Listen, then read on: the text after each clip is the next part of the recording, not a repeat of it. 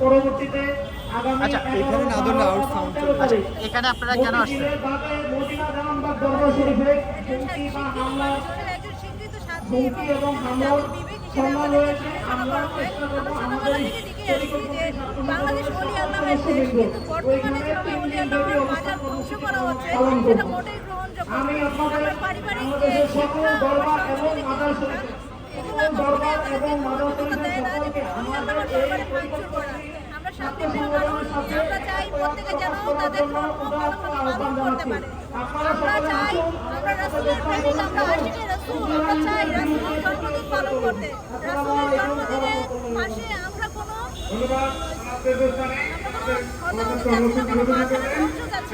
আমরা চাচ্ছি সবাই মিলে রাসূলের জন্মদিনে আনন্দিত করতে।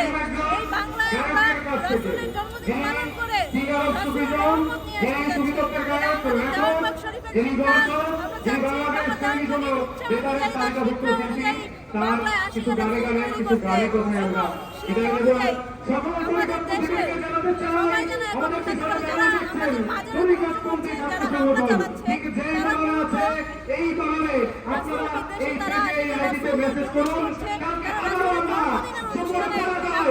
আমাদের বুঝতে হবে তারা মূলত তাদের স্বার্থের জন্য এই কাজগুলো করছে। তারা তাদের ইচ্ছে মতো কোনো কিছু করবে, তাদের ইচ্ছে সেটা হারাম বলে আমরা কখনোই এটা মেনে নিতে পারি না। আমরা আমাদের জাগ্রত বিবেক দিয়ে বলতে চাই, আমাদের রাসূলের জন্মদিন আমাদেরকে সঠিকভাবে পালন করার স্বাধীনতা দিতে হবে। প্রত্যেকটি মাজার শরীফের স্বাধীনতা নিশ্চিত করতে হবে।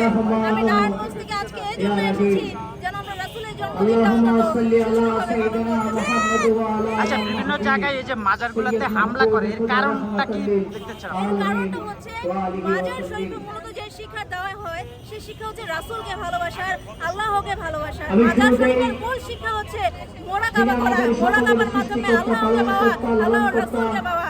মানে যদি আল্লাহকে পায়, আল্লাহর রাসূলকে পায়, তাহলে তারা যে মৌলবীরা আছে, তাদের যে উপদেশ আছে বিভিন্ন জায়গায় জঙ্গি করা, অগ্নিসংযোগ করা, এগুলোতে অংশগ্রহণ করবে না। তারা শান্তির পথ বেছে নিবে।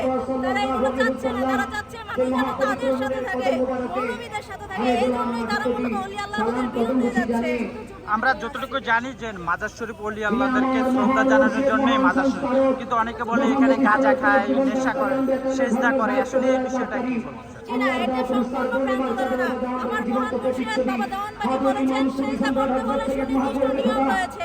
আপনি যদি সেজদা করতে চান, অবশ্যই আপনাকে ওযু করা থাকতে হবে, আপনাকে কিবলামুখী হতে হবে, আপনাকে নিয়ত করতে হবে, আপনি আল্লাহর তাওয়াজ্জুদ, আল্লাহর কদম মোবারকে আপনি সেজদা দিবেন, আপনাকে এটা নিয়ম করতে হবে। তাছাড়া একটা সেজদা দেওয়ার অনেক নিয়ম রয়েছে যেগুলো মাজার শরীফে কদমখুঁজি করার সময় থাকে না। সুতরাং তারা যেটা বলে এটা সম্পূর্ণ ভ্রান্ত।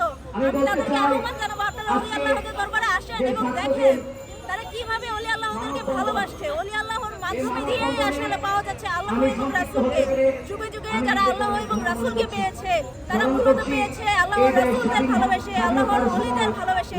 যারা আল্লাহকে পেয়েছে তাদের কাছে গেলেই আমরা আল্লাহকে পাবো, অন্যথায় পাওয়া সম্ভব নয়। সুতরাং ব্যবসায় ধর্ম না করে আমরা যাচ্ছি প্রকৃত অর্থে যেখানে আল্লাহ এবং রাসূল আছে সেই ধর্ম পালন করতে।